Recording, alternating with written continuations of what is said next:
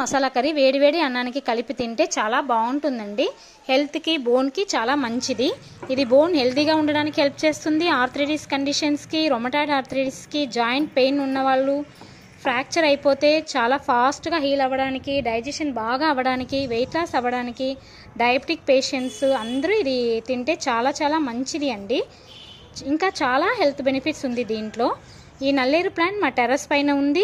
ఎప్పుడు కావాలో అప్పుడు లేత కాడలు తీసుకొని నేను మసాలా కర్రీ కానీ, పచ్చడి కానీ, పౌడర్ కానీ చేసుకుంటాను.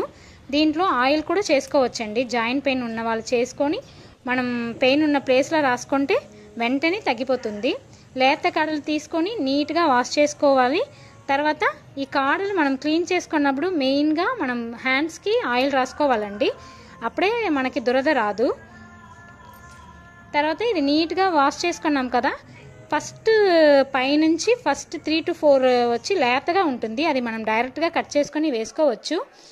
తర్వాత ఉన్నది కొంచెం పీస్ లాగా వస్తాయి. 4 సైడ్స్ కట్ చేసుకోవాలి.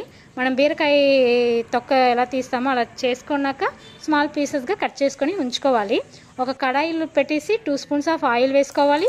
1/2 స్పూన్ జీలకర్ర, 1/2 స్పూన్ మిరియాలు, 20 మెంతులు, ఇంగువ కొంచెం వేసుకోవాలి. తర్వాత నల్లేరు పీసెస్ ఉంది కదా, అది కొంచెం వేసుకొని ఫ్రై చేసుకోవాలి.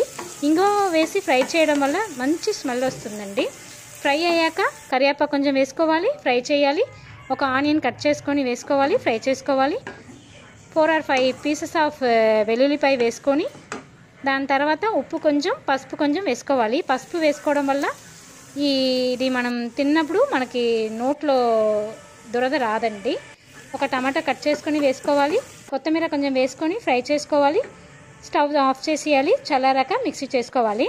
ఆ ప్యాన్లోనే ఆయిల్ కొంచెం వేసుకోవాలి. దాంట్లో కొంచెం ఆవాలు వేసుకోవాలి. తర్వాత మినపప్పు వేసుకోవాలి. మిరియాలు కొంచెం వేసుకోవాలి. ఆ మిరియాలు వేయడం వల్ల పైనంతా కూర అయిపోయినాక బాగా కనిపిస్తాయండి. దాని తర్వాత కరివేపాకు కొంచెం వేసుకొని ఒక ఆనియన్ కట్ చేసుకొని వేసుకోవాలి, ఫ్రై చేసుకోవాలి. 16-15 పీసెస్ ఆఫ్ వెల్లుల్లిపాయ దంచి వేసుకోవాలి. తర్వాత ఒక టమాటో కట్ చేసుకొని వేసుకోవాలి, ఫ్రై చేయాలి. కొంచెం ఉప్పు, దాని తర్వాత పసుపు కొంచెం వేసుకోవాలి. 1.5 స్పూన్ కారం వేసుకోవాలండి. 1/2 స్పూన్ ధనియాల పౌడర్ వేసుకొని ఫ్రై చేసుకోవాలి. బాగా ఫ్రై అయ్యాక మనం మిక్సీ చేసుకున్నాం కదా, ఆ ముద్ద దీంట్లో వేసుకోవాలి. బాగా కలపాలి. తర్వాత కొంచెం వాటర్ మిక్సీలో వేసుకొని దీంట్లో వేసేయాలి. బాగా మిక్స్ చేయాలి. ఒక లెమన్ సైజ్ చింతపండు ముందే నానబెట్టేసి ఉంచేసుకోవాలి. అది బాగా కలిపేసి దీంట్లో పిసికేసి వేసేయాలండి. దాని తర్వాత బాగా మిక్స్ చేసుకోవాలి. ఒక 10 మినిట్స్ ఏం చేయాలంటే మూత పెట్టేయాలి. దాని తర్వాత 10 మినిట్స్ తర్వాత ఓపెన్ చేసి చూస్తే ఆయిల్ అంతా పైన తేలుతుంది. చూసారా, కూర అయిపోయినట్టే. ఇంకా ఇది స్టవ్ ఆఫ్ చేసుకొని వేడివేడి అన్నంలో కలిపి తింటే చాలా బాగుంటుంది. చింతపండు వేయడం వల్ల ఈ కూరకి చాలా బాగా టేస్ట్ వస్తుందండి. మీరు కూడా ట్రై చేసి చూడండి. ఈ వీడియో నచ్చితే లైక్ చేయండి, షేర్ చేయండి, సబ్స్క్రైబ్ చేసుకోండి. Thanks for watching.